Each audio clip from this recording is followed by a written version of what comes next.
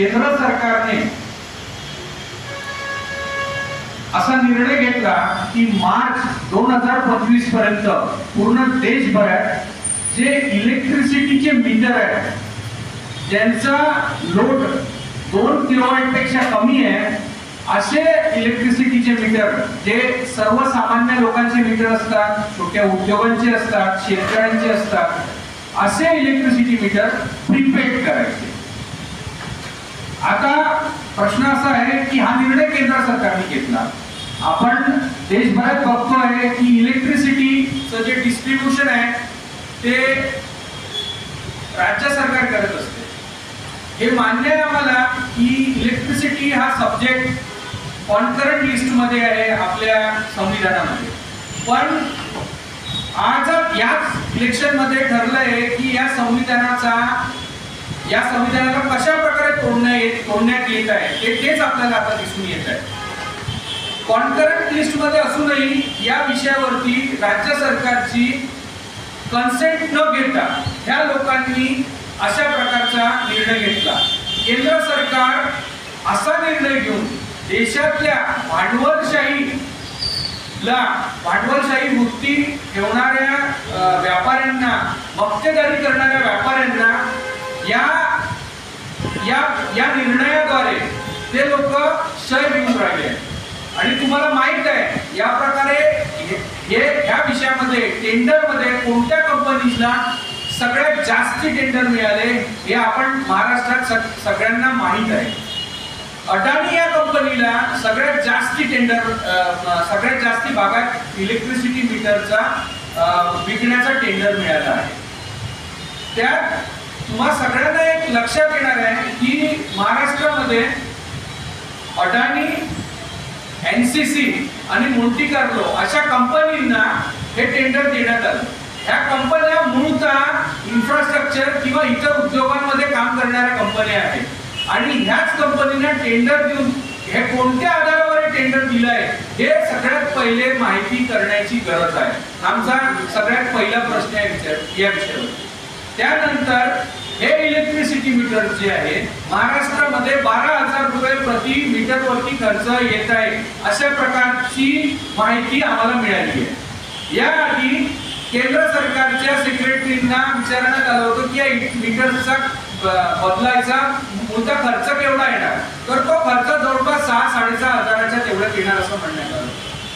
त्यानंतर उत्तर प्रदेशमध्ये जेव्हा हा प्रस्ताव ठेवण्यात आला त्या प्रस्तावामध्ये ह्या टेंडर ची जी प्रति मीटर खर्चाची जी दर होती ती 10,000 रुपयाच्या जवळपास सुमारास होती। तर उत्तर प्रदेशच्या सेक्रेटरींनी हा जो प्रस्ताव आहे तो फेटाळून लावला।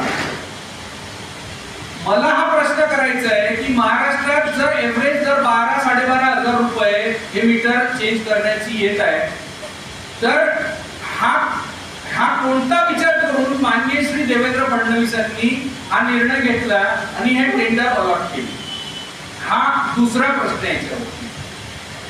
तिसरी गोष्ट, महावितरण नेहमी म्हणते आमच्याकडे पैसे नाही। शेतकऱ्यांना इलेक्ट्रिसिटीचं जे बिल आहे ते माफ करण्यासाठी महावितरणकडे पैसा नाही आणि त्यांचं असं म्हणणं आहे की आम्ही महावितरण चालवायला आम्हाला खूप कठीण होत आहे म्हणून आम्ही खासगीकरणाच्या दिशेने चाललोय। तर आमचा प्रश्न असा आहे की जेव्हा ठरलं आहे की केंद्र सरकार 60% जो पैसा आहे याचा खर्च 60% केंद्र सरकार देणार नाही आणि 40% खर्च एमएससीडीसीएल देणार नाही, तर प्रश्न असा आहे की जेव्हा त्यांच्याकडे पैसा नाही आहे नेहमी सांगत राहतात, तर आता त्यांच्याकडे कुठला पैसा आला आहे 40% पैसे देणार। प्रश्न असा आहे की जेव्हा त्यांच्याकडे पैसा नाही एक तर ते कर्ज घेतील नाहीतर तुम्हाला शेवटी तुमच्यावरती कोणत्या ना कोणत्या प्रकारचा चार्ज लावून जनतेकडनं तो पैसा घेतील।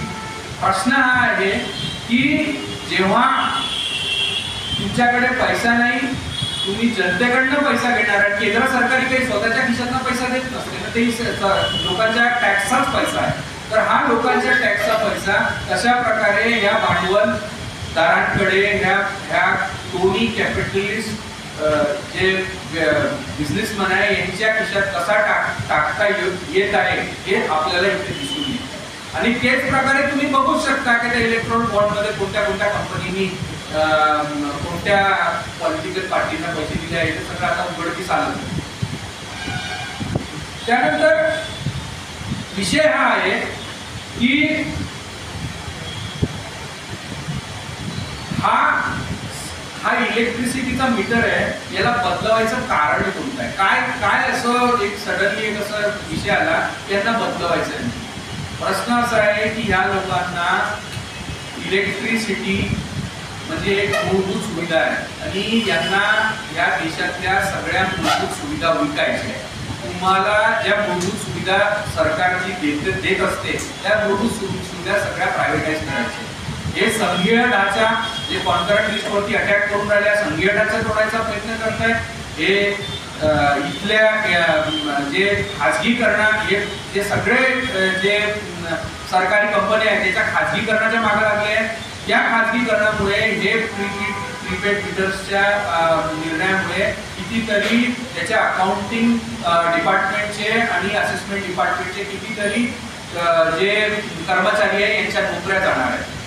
त्यानंतर ह्या लोकांना लोकांचा पैसा लुबाडून त्यांच्या स्वतःच्या राजकीय पक्ष चालवण्याकरता हे सगळे निर्णय घेत आहेत. आमचा सर्रास आरोप आहे आणि आमचा विरोध आहे की हे इलेक्ट्रिसिटी प्रीपेड मीटर महाराष्ट्रात लावू नये आणि आम आदमी पार्टी ह्या प्रीपेड मीटरच्या विरोधात पूर्ण महाराष्ट्रभर एक आंदोलन छेडणार आहे आणि हे आंदोलन रेटून लावणार आहे. एक जोपर्यंत सरकार हा निर्णय मागे घेत नाही तोपर्यंत आम आदमी पार्टी या विषयावरती आंदोलन करीत राहणार. हे ठामपणे मी आज इथं जाहीर करतो. लोकांचे पैसे लुबाडण्याचं काम करतात. एकीकडे यांचं सरकार आहे जे डिस्काउंट फ्रेंडली सरकार आहे, जे डिस्ट्रीब्युशन कंपनी आहे त्यांचा फायदा करण्यासाठी विचार करते, आणि एकीकडे आमचं सरकार आहे दिल्ली आणि पंजाबमध्ये जे कन्झ्युमर फ्रेंडली आहे, जे फक्त आणि फक्त कन्झ्युमर बद्दल विचार करतात. थोडं मुद्द्याला मी तुम्हाला दुसऱ्या देशामध्ये घेऊन जातो, पण तुम्हाला मला सांगायचं आहे की आम आदमी पार्टीची सरकार पंजाबमध्ये जे बोर्ड जे electricity board Punjab state electricity board होतं ते खात्यामध्ये होतं, ते आजच्या तारखेला 550-650 करोड प्लस मध्ये फायद्यामध्ये आहे. तिथे जे गव्हर्नमेंटचे थर्मल प्लांट्स आहेत ते पार्टी म्हणजे आम आदमी पार्टीची सरकार तिथे विकत घेत आहे आणि पंजाबच्या लोकांना फ्री इलेक्ट्रिसिटी देत आहे. मागच्या वेळेस आमच्या राष्ट्रीय सचिवांनी सांगितलं होतं की भारताची पर कॅपिटा म्हणजे जे भारत देश आहे त्याची electricity production capacity 4.25 lakh megawatt आहे आणि आपली जे पीक डिमांड आहे म्हणजे उन्हाळ्यात पण पूर्ण भारतात एसी लावून पूर्ण टोटल कन्झ्युम पण केलं तरी पीक डिमांड मोठा 2.25 लाख मेगावॅटची आहे. म्हणजे आपली प्रोडक्शन कॅपॅसिटी डबल आहे, पण हे होत नाही आहे. का बरं नाही होत आहे? तर बिकॉज ऑफ यांचं मॅनेजमेंट नाही आहे. सेम तुम्ही महाराष्ट्रामध्ये येऊन जा, महाराष्ट्रामध्ये पण प्रोडक्शन कॅपॅसिटी ऑलमोस्ट 43,446 मेगावॅटची आहे आणि आपलं पीक डिमांड 28,735 मेगावॅटचं आहे.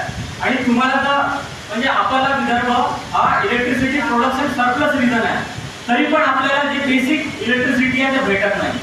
जसं साहेबांनी सांगितलं आहे की आम्ही महासंचालक साहेबांकडे जाऊ, आमची डिमांड आहे तुम्ही स्मार्ट मीटर करा, पण हे प्रीपेड मीटर लावून फक्त आणि फक्त काही कंपन्यांना फायदा करण्यासाठी हे तुम्ही करा नको. या आधी पण अदर स्टेटमध्ये प्रीपेड मीटरची योजना चालवली.